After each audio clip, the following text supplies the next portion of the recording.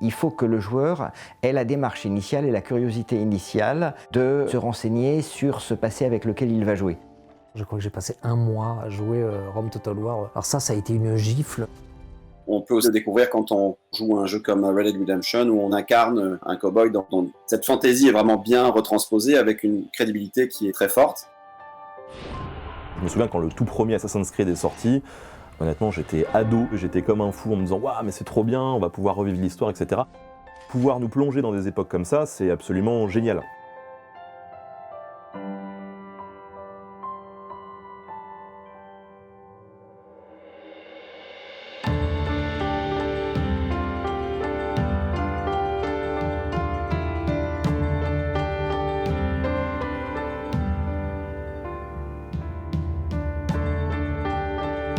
Assez tôt dans l'histoire du jeu vidéo, on a des jeux vidéo qui se sont intéressés à l'histoire. Alors l'exemple le plus connu c'est Oregon Trail.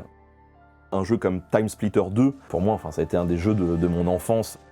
Ensuite, avec le jeu vidéo historique, c'est Wolfenstein 3D, où il fallait tuer des nazis, ce qui pour moi était un plaisir intense, même si Hitler était très très difficile à tuer, mais à la fin on y arrivait quand même. Le concept de la chaîne Nota Bene, c'est de vulgariser l'histoire. L'histoire, souvent, c'est une matière où il y a des gens qui sont passionnés, mais il y a plein de gens qui se disent « bon, ça sert à rien » ou « c'est trop complexe pour moi » ou « c'est trop chiant ». Le but, c'était vraiment d'essayer de rendre ça amusant.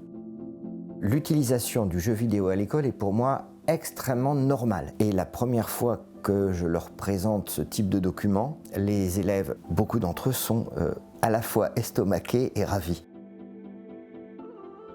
J'utilise beaucoup la pop culture, parce que si on commence à nous dire « bon bah voilà, on va parler de Seconde Guerre mondiale par exemple », on peut se dire « c'est pas pour moi ». Si on se dit « bah ouais, mais on va faire la Seconde Guerre mondiale par le jeu vidéo ou par le cinéma, on va parler de Harry Potter Seconde Guerre mondiale », d'un seul coup les gens se disent « ah, mais il y a une relation entre les deux, c'est intéressant », et puis en plus moi je connais déjà Harry Potter, je connais déjà le Soldat Ryan, donc les gens ont déjà un pied dans le sujet. La pop culture, ça permet, et le jeu vidéo en particulier, ça permet de les emmener tout de suite sur un terrain qu'ils connaissent. Je suis vraiment convaincu que l'ensemble des jeux Assassin's Creed sont une excellente porte d'entrée vers les mondes passés. La porte n'est jamais la salle qu'il y a derrière, mais c'est un excellent moyen.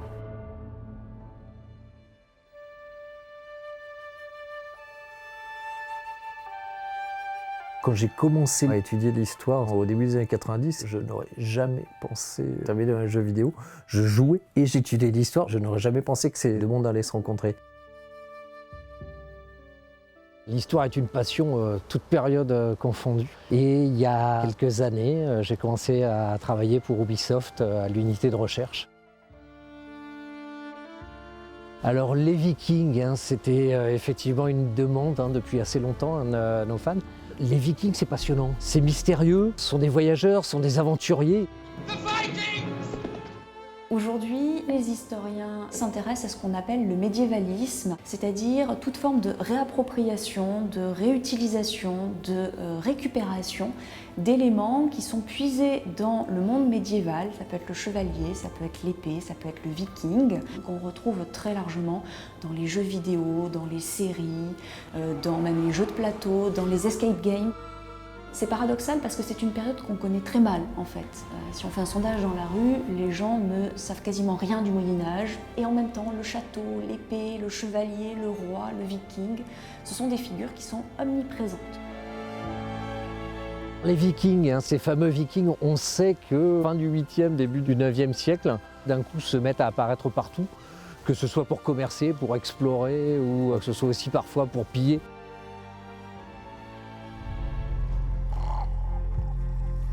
Dans l'imaginaire collectif, le viking, c'est un guerrier musclé, grand, fort, généralement plutôt blond et aux yeux clairs. Les vikings ne portaient pas de casque à cornes, contrairement à ce qu'on peut penser.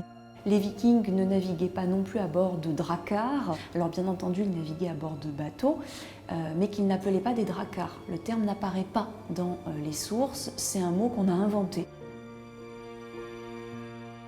À l'unité de recherche, notre travail, c'est de fournir autant de connaissances possibles, autant de matériel, le plus authentique. Nous-mêmes, Au cours de nos recherches, on découvre des choses, on apprend des choses. Ma principale découverte, c'est certainement tout ce qu'il y a derrière ces Vikings. Parce que oui, on en a gardé la trace et c'est normal des pillards. En réalité, il y a toute une société derrière, avec sa vie, sa culture extrêmement riche. Dans le jeu, je pense qu'ils ont essayé de retranscrire un petit peu l'évolution actuelle qui est qu'on perçoit toujours le viking bien sûr comme un guerrier violent et sanguinaire, mais en même temps on est aussi conscient que les anciens Scandinaves n'étaient pas que cela, c'était aussi des fermiers, c'était aussi des artisans, ils travaillaient la terre, ils avaient également des familles qu'ils protégeaient et qu'ils aimaient, et on a l'occasion de voir ça dans le jeu. C'est intéressant de voir comment on a pu construire une collaboration avec les historiens. Quand on a fait notre scouting trip en Norvège avec l'équipe, on avait toujours cette possibilité de discuter, de dialoguer avec eux et d'avoir plus d'informations et de nourrir notre curiosité par rapport aux lieux que l'on visitait.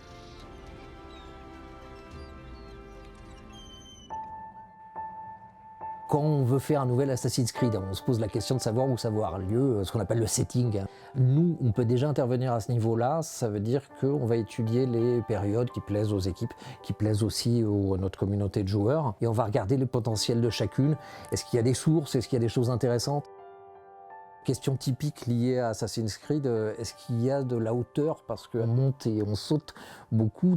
Oui, je me souviens, c'était assez amusant. On a eu plusieurs petits accros comme ça avec des personnes de l'équipe où on était en voyage de repérage et on visitait le château de Portchester, et je me souviens qu'il y avait plusieurs personnes qui étaient choquées parce qu'il y avait une partie de la construction qui était romaine, donc authentique et clairement exploitable au IXe siècle, et une partie qui était normande. Ça nous a fourni des constructions romaines en hauteur, forts, aqueducs, temples, etc. Et les joueurs verront donc dans le jeu pas mal de constructions romaines.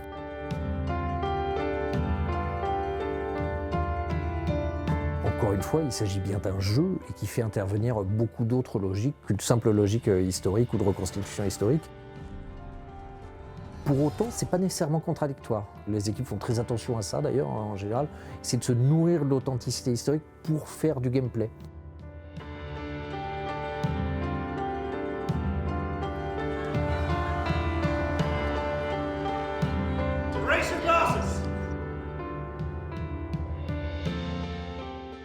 Un jeu reste avant tout une création, même s'il y a une partie avec la dimension de recréation de certains éléments historiques, que ce soit en architecture, dans les paysages, et c'est important de trouver cet équilibre.